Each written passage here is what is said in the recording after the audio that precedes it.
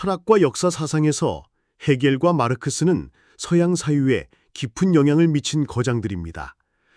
이들의 사상은 과거의 지식에 머무르지 않고 오늘날 우리가 직면한 사회와 현실을 이해하는 데 근본적인 통찰을 제공합니다. 특히 변화와 창조성을 존재의 본질로 보는 과정 철학의 관점에서 볼 때 이들의 사유는 매우 의미심장합니다. 과정 철학이 인간을 신과 함께 우주를 만들어가는 존재로 이해하듯이 헤겔과 마르크스 역시 각각 정신과 물질을 통해 역사 발전을 설명하며 변증법적 사유의 뿌리를 형성했습니다. 19세기 초 독일 관념론의 정점에 선 헤겔은 우주와 인간 역사의 본질을 절대정신이라는 개념으로 통합해 해석했습니다. 그는 역사를 단순한 사건들의 나열이 아니라 절대정신이 스스로를 인식하고 실현해 나가는 변증법적 과정으로 보았습니다. 헤겔에게 변증법은 단순한 논리적 방법론을 넘어 현실 세계와 인간 정신의 발전을 설명하는 철학적 원리였습니다. 이 원리를 통해 그는 인간의 자유가 점진적으로 실현되는 과정을 철학적으로 조망했습니다. 헤겔의 변증법은 정, 티세스, 반, 엔티티세스, 합, 신테시스의 구조로 진행됩니다. 어떤 아이디어나 상태, 정이 존재하면 그에 반대되는 아이디어, 반이 나타나고 이 둘의 충돌과 갈등을 통해 더 높은 차원의 새로운 아이디어, 합이 탄생합니다. 이 합은 다시 새로운 정이 되어 변증법적 과정이 반복적으로 이어지며 역사가 발전한다고 보았습니다. 헤겔에게 역사의 궁극적인 목적은 절대정신이 최종적으로 자신을 깨닫고 인간 사회에서 진리와 자유를 완성하는 것이었습니다. 헤겔의 철학을 깊이 연구한 칼 마르크스는 스승의 변증법적 방법론을 수용하면서도 역사의 동력을 정신이 아닌 물질에서 찾았습니다. 그는 관념 중심의 헤겔 철학을 비판하고 현실의 물질적 조건을 중시하는 유물론으로 사상을 전환시켰습니다. 마르크스는 인간의 삶을 지탱하는 경제적 팽산 양식과 계급 투쟁을 역사 발전의 핵심 동력으로 보았습니다. 그의 역사 유물론은 생산력과 생산관계의 상호작용이 인간 사회를 발전시킨다고 설명합니다. 생산력이 발전하면 기존의 생산관계와 충돌하게 되고 이러한 사회적 모순과 갈등이 새로운 사회 형태로의 이행을 촉진한다는 것입니다. 마르크스는 이러한 분석을 통해 자본주의 사회의 구조적 모순을 비판했습니다. 그는 자본가 계급과 노동자 계급 간의 착취와 갈등이 필연적이며 노동자 계급이 주도하는 혁명을 통해 계급 없는 사회, 즉 공산주의 사회가 도래할 것이라고 주장했습니다. 마르크스에게 철학은 현실의 억압 구조를 해체하고 인간 해방을 이루기 위한 실천적 이론이 되어야 했습니다. 헤겔과 마르크스는 모두 변증법을 통해 역사와 사회를 이해하고자 했다는 점에서 깊이 연결됩니다. 하지만 이들의 출발점과 역사인식은 명확히 구분됩니다. 헤겔은 역사를 정신의 자기 전개 과정이자 궁극적인 진리 및 자유 실현 과정으로 보았습니다. 반면 마르크스는 역사를 물질적 생산 조건과 경제 관계의 변혁 과정으로 재구성했습니다. 이러한 차이는 단순히 철학적 관점에 머무르지 않고 인간 존재와 사회 변화에 대한 실천적 태도와 정치 전략으로 이어졌습니다. 헤겔의 철학이 관념적이고 체계적이었다면 마르크스는 현실의 문제를 해결하고 인간을 해방시키는 데 초점을 맞췄습니다. 오늘날에도 이들의 사상은 여전히 유효한 통찰을 제공합니다. 헤겔의 절대정신 개념은 인간의 정신적 발전과 문화적 의미 형성 과정을 이해하는 데 유용한 틀로 작용합니다. 한편 마르크스의 역사 유물론은 자본주의 사회의 구조적 문제, 불평등, 노동 문제를 진단하고 대안을 모색하는 데 중요한 이론적 토대를 제공합니다.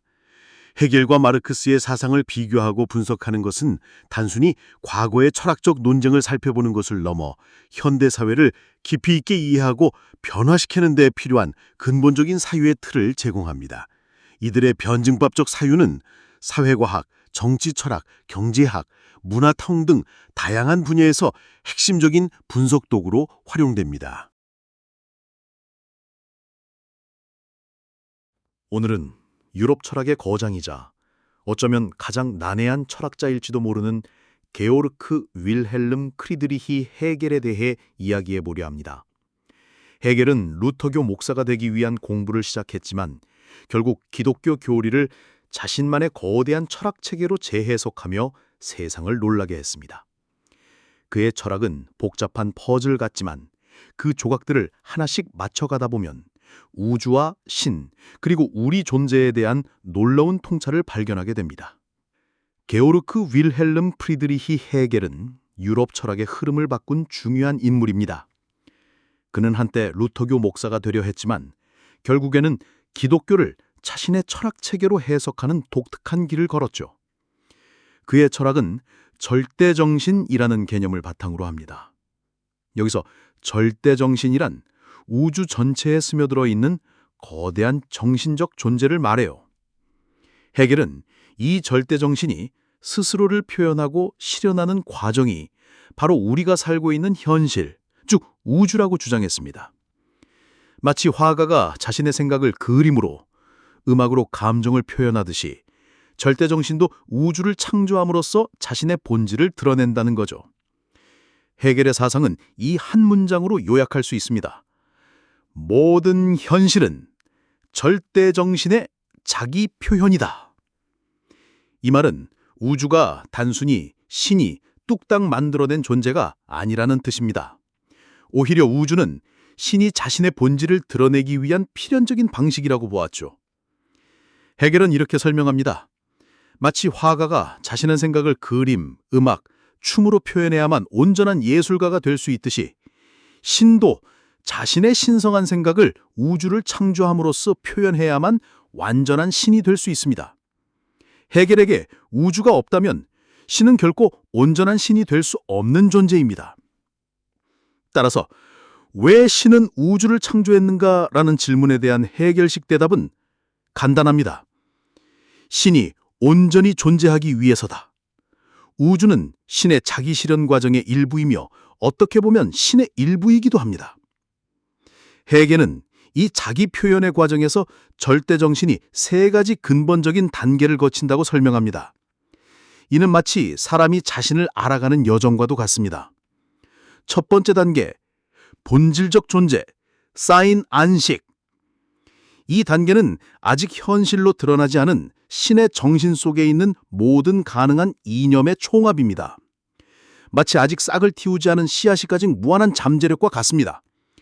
과거의 철학자들은 이 잠재력 자체가 이미 완전하다고 생각했지만 헤겔은 달랐습니다. 그는 이 이념들이 현실로 구현되지 않는 한 미완성이고 불완전한 상태에 머문다고 보았습니다. 헤겔에 따르면 정신은 내면에 있는 가능성을 반드시 현실로 만들어야 한다는 필연성을 가집니다. 그래서 신은 창조를 멈출 수 없는 존재입니다.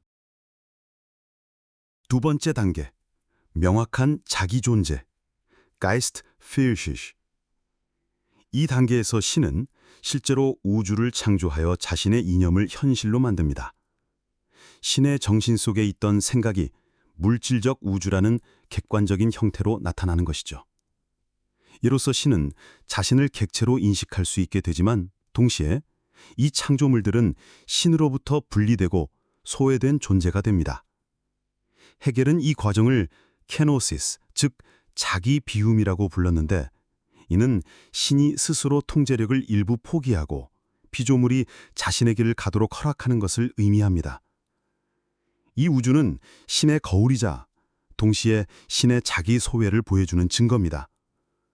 플라톤이 우주를 참된 실제의 그림자에 불과하다고 본 것과 달리 헤겔에게 이 그림자는 오히려 정신의 본성을 현실적이고 객관적으로 만드는 중요한 역할을 합니다.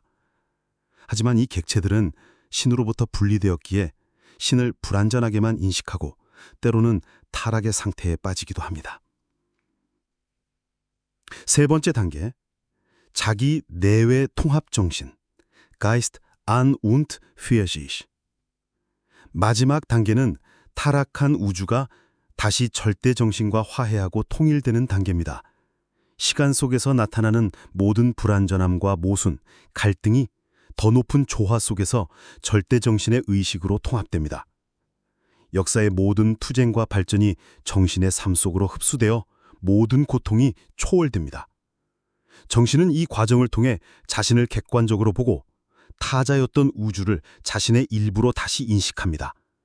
마치 그림을 통해 자신의 내면을 더 깊이 이해하는 화가처럼 신은 우주라는 거울을 통해 비로소 온전한 자기 자신을 인식하게 됩니다. 이로써 신은 자기 내적이고 동시에 자기 외적인 존재가 되어 비로소 완전한 존재로 완성됩니다. 결론적으로 해결은 정신이 자신을 안으로 간직하고 밖으로 표현하고 다시 그 표현을 통해 스스로를 완전히 이해하는 순환적인 과정을 거친다고 보았습니다. 시간은 신이 자신의 본질을 표현하는 방식일 뿐, 신 자체는 시간 너머에 이미 완전한 존재로 있습니다. 하지만 신이 영원히 신이 되기 위해서는 시간이 반드시 필요합니다. 왜냐하면 시간을 통해서만 신의 잠재적 본질이 현실로 실현될 수 있기 때문입니다. 헤겔의 철학은 이렇게 복잡하면서도 흥미로운 관점을 제시하며 우리가 세계와 우리 자신을 이해하는 방식에 깊은 영향을 주었습니다. 혹시 더 궁금한 점이 있으신가요?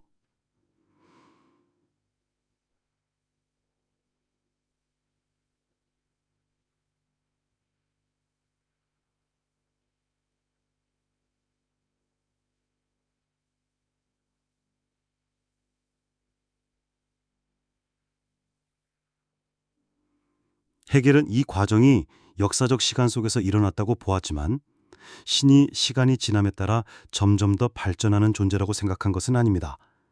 헤겔에게 시간은 신의 본질이 실현되는 필수적인 표현 방식일 뿐, 신 자체는 시간 너머에 존재하는 완전한 존재라고 말했습니다. 즉, 신은 시간 속에서 자기 자신을 실현함으로써 영원한 존재로 완성되는 것입니다. 헤겔은 기독교의 삼위일체를 자신의 철학적 체계로 재해석했습니다. 자기 내적 정신, Geist an sich로서 성부, 아직 외부로 드러나지 않은 우주 창조전의 신입니다. 모든 가능성을 품고 있지만 아직 스스로를 현실화하지 않은 순수한 정신 상태입니다. 자기 외적 정신로서 성자, 성부가 자신의 본질을 외부로 드러낸 존재, 즉 예수 그리스도입니다. 성자는 신의 정신이 구체적인 인격과 역사 속에 나타난 모습으로 신의 타자이자 분신으로 이해할 수 있습니다. 자기 내외 통합 정신으로서 성령, 성부와 성자가 통합되는 단계입니다. 성령은 우주 역사 속의 모든 좋은 것들을 신의 완전한 경험 속으로 통합하는 절대 정신입니다. 이 단계에서 모든 갈등과 모순이 해소되고 신은 자신을 완벽하게 인식하게 됩니다. 헤겔의 이러한 해석은 전통적인 기독교 신학자들에게 큰 반발을 샀습니다. 그 이유는 다음과 같습니다. 첫째, 신을 역사에 가두다. 전통 신학에서 신은 시간을 초월하여 존재하지만 헤겔은 신의 본질이 우주의 역사적 과정을 통해 완성된다고 보았습니다. 신의 삼위일체가 역사의 시작과 끝을 포함하는 구조가 되어버린 것이죠. 둘째, 신과 우주의 경계가 모호해지다. 헤겔은 우주를 신의 자기 실현 과정의 일부로 보았습니다. 이로써 신이 우주에 흡수되는 것처럼 보였고 이는 곧 범실론, 즉 판테이스무스라는 비판을 받았습니다. 범실론은 신이 우주와 동일하거나 우주 전체에 편지한다고 보는 사상입니다. 헤겔에게 초월적이고 개별적인 신은 점차 무의미한 존재로 여겨졌습니다. 결론적으로 헤겔은 삼위일체를 정적이고 신비로운 실체가 아닌 절대 정신이 자신을 표현하고 완성해 나가는 역동적인 과정으로 해석했습니다. 이는 신에게 역사라는 개념을 부여함으로써 전통 신학의 경계를 허물고 새로운 철학적 논쟁의 불씨를 지폈습니다. 헤겔의 사상은 복잡하지만 우주와 신의 관계 그리고 역사의 의미를 새롭게 조명하였다는 점에서 매우 중요한 의의를 가집니다. 헤겔의 철학은 그의 후계자들에게 큰 영향을 미쳤으며 특히 카를 마르크스는 헤겔의 사상을 혁명적으로 변형시켜 자신만의 공산주의 이론을 구축했습니다. 마르크스는 자신이 헤겔의 철학을 머리에서 발로 돌려 세웠다고 표현했는데 이는 헤겔의 정신중심 철학을 완전히 뒤집어 물질적 현실을 역사의 동력으로 삼았다는 의미입니다. 헤겔에게 역사는 절대 정신이 자신을 인식하고 완성해가는 정신적 과정이었던 반면 마르크스는 역사의 원동력을 인간의 삶을 규정하는 물질적 조건, 즉 생산과 경제 교황의 구조적 힘에서 찾았습니다. 그는 역사가 이념이나 이상에 의해 이끌리는 것이 아니라 냉혹한 생존 경쟁과 경제적 착취라는 아래로부터의 힘에 의해 추진된다고 보았습니다. 마르크스의 이러한 관점은 찰스 다윈의 진화론과 유사한 비타협적인 현실인식을 보여줍니다. 다윈이 자연 선택을 통해 생물이 더 잘 적응하도록 진화한다고 본 것처럼 마르크스 역시 계급투쟁과 경쟁이라는 경제적 과정이 궁극적으로 이상적인 사회로 나아가는 필연성을 품고 있다고 믿었습니다. 그는 이 과정을 거쳐 모든 사람이 원하는 것을 충분히 갖고 자유롭게 노동할 수 있는 유토피아가 도래할 것이라고 예견했습니다. 마르크스는 독일 이데올로기에서 이 이상사회를 아침에는 사냥을 나가고 오후에는 낚시를 하며 저녁에는 가축을 돌보고 식사 후에는 철학을 할 수 있는 삶으로 묘사하며 노동이 생존을 위한 고통이 아닌 자기 실현의 자유로운 활동이 되는 사회를 꿈꿨습니다. 마르크스에게 역사는 서로 반대되는 힘과 가치가 충돌하며 발전하는 변증법적 과정입니다. 그는 역사가 정신적 이념이 아닌 경제적 조건에 의해 움직인다고 보았습니다. 마르크스의 역사 변증법은 해겔의 철학적 구조를 그대로 따르지만 그 내용을 완전히 바꾸어 놓았습니다. 태제, 특정 경제 조건이 존재하면 그에 맞는 사회 구조와 가치관이 형성됩니다. 예를 들어 봉건제 사회는 외세 침략에 대응하기 위해 형성되었고 명예와 주군에 대한 충성 같은 가치를 강조했습니다. 안티태제, 그러나 이 태제는 내부적으로 모순을 품고 있습니다. 봉건제에서 농민들의 힘이 커지면서 기존의 귀족 지배 체제에 반발하게 되는데 이러한 반작용이 바로 안티태제입니다. 이 반작용은 단순히 반발에 그치지 않고 기존 질서를 무너뜨릴 힘을 가집니다. 종합, 태제와 안티태제의 충돌은 새로운 사회체제와 가치관을 만들어냅니다. 봉건제는 시민사회, 즉 부르주아 사회로 나아갔고 절약과 사유재산 같은 중산층 가치가 중심이 되었습니다. 이 종합은 다시 새로운 태제가 되어 다음 변증법적 과정을 이어갑니다. 마르크스는 인류 역사가 봉건제, 자본주의, 사회주의, 공산주의로 이어지는 변증법적 발전 과정이라고 보았습니다. 마르크스에 따르면 이 변증법적 과정은 공산주의 단계에서 끝납니다. 그는 공산주의 사회가 되면 더 이상 모순이 존재하지 않기 때문에 역사의 변증법적 운동도 멈출 것이라고 믿었습니다. 이 사회에서는 모든 사람이 자유롭고 평등한 이삼적 공동체가 실현된다고 보았죠. 하지만 마르크스가 예상한 이 과정의 현실은 암울했습니다. 그는 공산주의 사회가 되려면 기존의 모든 자본가와 부르주아 계급이 사라져야 한다고 주장했습니다. 억압받는 자들이 사라지는 이유는 억압하는 자들이 존재하지 않기 때문이라는 어두운 결론에 도달합니다.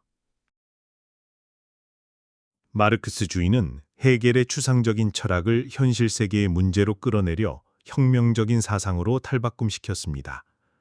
그는 역사의 필연적 흐름이 억압받는 사람들의 편에 있다고 주장하며 전 세계의 노동자들에게 일어나 억압자에 맞서라 라고 외쳤습니다. 이 혁명은 단순한 도덕적 선택이 아니라 역사의 내적 필연성에 의해 반드시 실현될 과정이라고 보았습니다. 마르크스는 이 변혁이 일시적인 독재를 거쳐 결국 계급 없는 평화로운 공동체를 이룰 것이라고 확신했습니다. 마르크스는 조직화된 종묘를 강하게 비판했지만 그의 종교관은 단순히 부정적인 것만은 아니었습니다. 그는 종교를 억압적인 체제를 유지하는 도구로 보았지만 동시에 억압받는 피조물의 탄식이자 영혼 없는 상황의 영혼이라고 표현하며 그 이중성을 드러냈습니다. 마르크스는 종교가 현실의 고통을 잊게 하는 아편이라고 비판했습니다. 그가 보기에 당시의 종교는 지배 계급과 결탁해 노동자들에게 현실의 고통을 인내하고 사후 세계의 보상을 기대하라고 가르쳤습니다. 이는 사회의 불의와 모순을 덮어버리는 환상에 불과했습니다. 하지만 마르크스는 종교가 본질적으로는 고통에 대한 항의와 탄식에서 비롯되었다고 보았습니다. 이는 인간이 비인간적인 사회 조건 속에서 느끼는 깊은 고통과 영혼의 상실을 표현하는 방식이라는 것입니다. 따라서 그는 환상을 배제하고 현실의 고통에 맞서 싸우는 종교, 즉 환상이 없는 종교의 가능성을 탐구했습니다.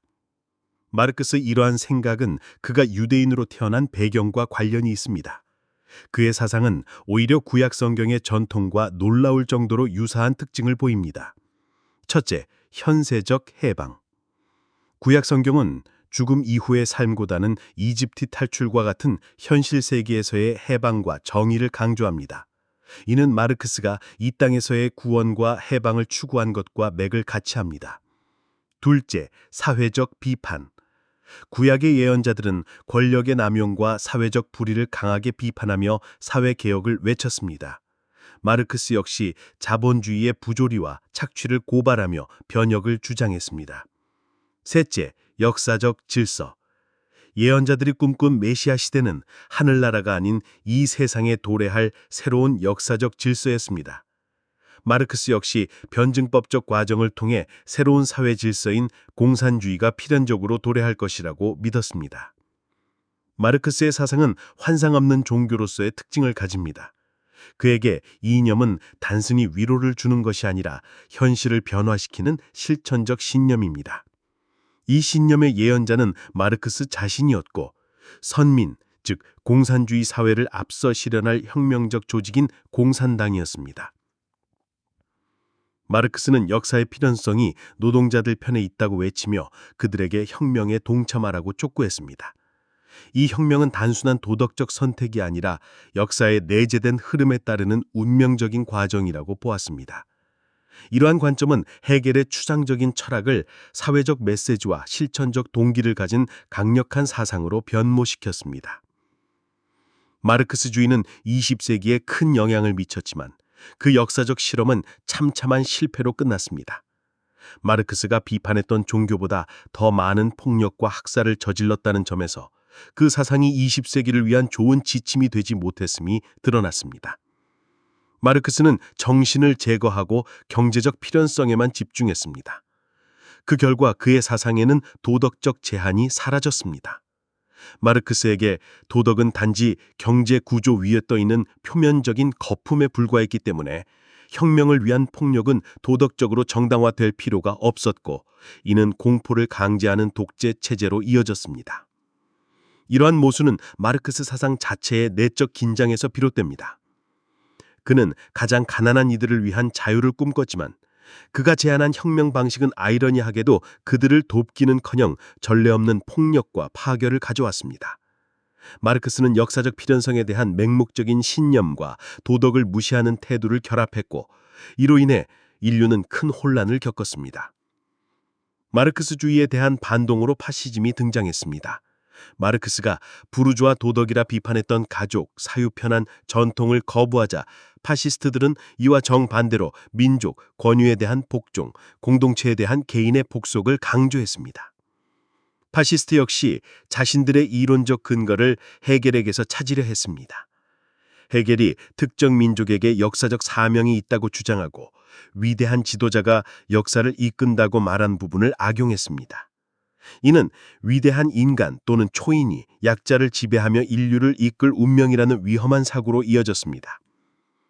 홀로코스트와 두 차례 외계 세계대전을 지었구며 우리는 이러한 사고방식의 위험성을 분명히 깨닫게 됩니다. 마르크스주의와 파시스트가 모두 헤겔의 사상을 악용하고 왜곡했습니다. 그들이 공통적으로 놓친 점은 헤겔 철학의 근본적인 도덕적, 종교적 면입니다. 헤겔은 스스로를 기독교인이라 여겼고 그의 철학은 하느님의 본성과 의도를 탐구하는 작업이었습니다. 그에게는 도덕의 앞설성과 약자에 대한 신의 명령이 중요했습니다. 기독교적 관점에서 진정한 영웅은 힘으로 승리하는 초인이 아니라 희생과 사랑으로 자신의 생명을 내놓는 인물입니다. 마르크스주의와 파시스트는 헤겔의 난해한 철학에서 자신들에게 유리한 부분만 취해 역사의 냉혹한 필연성과 힘의 논리만을 강조했습니다. 그들은 헤겔 철학의 근본적인 도덕적 종교적 맥락을 무시했고 이로 인해 헤겔의 사상은 양극단의 폭력적 이념을 정당화하는 도구로 변질됐습니다. 헤겔과 마르크스는 19세기 유럽 사상에 지대한 영향을 미친 두 거장입니다. 그들은 역사를 이해하는데 변증법이라는 공통의 도구를 사용했지만 그 출발점과 결론은 극명하게 달랐습니다. 헤겔에게 변증법은 정신의 자기 전개 과정이었고 마르크스에게는 물질적 현실의 투쟁 과정이었습니다. 이처럼 마르크스는 헤겔의 철학을 머리에서 팔로 돌려 세웠다고 표현하며 이념 중심의 헤겔 철학을 물질 중심의 역사 유물론으로 혁명적으로 재해석했습니다. 헤겔은 절대 정신을 중심으로 역사를 설명했습니다. 그는 우주 전체에 스며든 이 거대한 정신이 스스로를 표현하고 실현하는 과정이 곧 우리가 사는 현실이라고 주장했습니다. 헤겔은 이 과정을 세 단계로 나누었습니다. 첫 번째 단계는 본질적 존재, 즉 신의 정신 속에 있는 모든 잠재적 가능성을 의미합니다. 이는 씨앗 속에 담긴 나무의 가능성과 같습니다.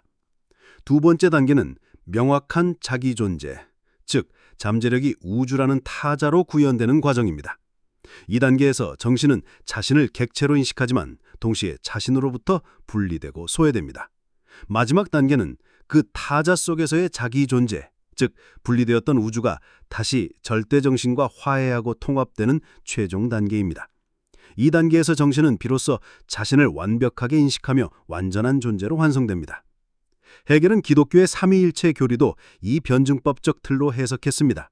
성부는 우주 창조 이전의 순수한 정신, 성자는 역사 속에서 구체화된 신의 표현, 그리고 성령은 모든 것이 다시 신에게로 통합되는 최종 단계라는 것입니다. 그러나 이러한 해석은 신의 본질을 역사 속에 가두고 신과 우주의 경계를 모호하게 만들었다는 점에서 전통신학자들의 강한 비판을 받았고 헤겔이 범신론자로 불리는 이유가 되기도 했습니다. 마르크스는 헤겔의 변증법적 논리를 자용했지만 그 원동력은 정신이 아닌 물질에서 찾았습니다. 그는 역사가 이념이나 도덕이 아니라 생산과 경제 교환이라는 현실적인 힘에 의해 움직인다고 주장했습니다. 이러한 관점은 다윈의 진화론과 유사하게 사회 역시 경제적 조건에 따른 계급투쟁을 통해 발전한다고 보았습니다. 마르크스에게 역사는 특정 경제적 조건이 형성되고 그 안에 모순이 반작용을 일으키며 결국 새로운 사회 형태로 이행하는 변증법적 과정입니다. 그는 봉건사회에서 농민들의 반란이 시민사회를 낳았고 자본주의 사회에서는 거대한 도시노동자 계급이 프롤레타리아의 혁명을 이끌고 결국 계급 없는 공산주의 유토피아에 도달할 것이라고 예견했습니다. 마르크스는 종교에 대해 이중적인 태도를 보였습니다. 그는 종교가 지배계급의 이익을 대변하며 현실의 고통을 덮는 민중의 아편이라고 비판했지만 동시에 종교가 억압받는 이들의 탄식이자 항의라고 보았습니다. 그는 구약 성경의 유대교적 전통처럼 사후세계가 아닌 이 땅에서의 해방과 정의를 추구했습니다. 그의 사상에서 공산당은 역사의 필연적 흐름을 앞서 실현하려는 선민이 되었고 마르크스 자신은 그 흐름을 예언한 선지자가 되었습니다. 마르크스주의는 20세기 역사에서 처참한 실패를 경험했습니다. 정신과 도덕을 배제하고 경제적 필연성만을 강조한 결과 혁명은 그가 돕고자 했던 사람들에게 전례 없는 폭력과 공포를 가져다 주었습니다. 도덕적 제한이 없는 혁명은 결국 영구적인 독재 체제로 변질되었고 이는 마르크스 자신이 그토록 비판했던 억압적인 체제보다 더욱 끔찍한 결과를 낳았습니다. 더욱이 마르크스주의에 대한 반동으로 나타난 파시즘도 헤겔의 사상 일부를 차용했다는 점에서 역사의 아이러니를 보여줍니다. 파시스트들은 헤겔이 말한 민족과 위대한 지도자의 개념을 왜곡하여 우월한 민족이 역사를 이끌고 약자를 지배해야 한다는 위험한 사상으로 발전시켰습니다. 이처럼 두 거장의 사상이 정반대의 폭력적 이념을 정당화하는 데 악용된 것은 그들이 헤겔 철학의 종교적이고 도덕적인 측면을 무시하고 힘과 필연성의 논리만 강조하였기 때문입니다. 헤겔의 철학은 본질적으로 약자를 돌보라는 기독교적 가치를 내포하고 있었지만 그의 저작이 난해하다는 점을 악용하여 자신들의 목적에 맞게 부분적으로만 인용되었습니다. 결론적으로 헤겔과 마르크스의 사상은 오늘날에도 여전히 유효한 통찰을 제공합니다. 헤겔의 관념적 사유는 인간 정신의 자기 실현을 이해하는 틀을, 마르크스의 유물론은 자본주의 사회의 구조적 모순을 진단하는 날카로운 무기를 제공합니다. 이 두 사상을 대립적 관계가 아니라 상호 보완적 관계로 이해할 때 우리는 복잡한 사회 현상과 인간 존재의 문제를 더 깊이 있고 다층적으로 이해할 수 있을 것입니다.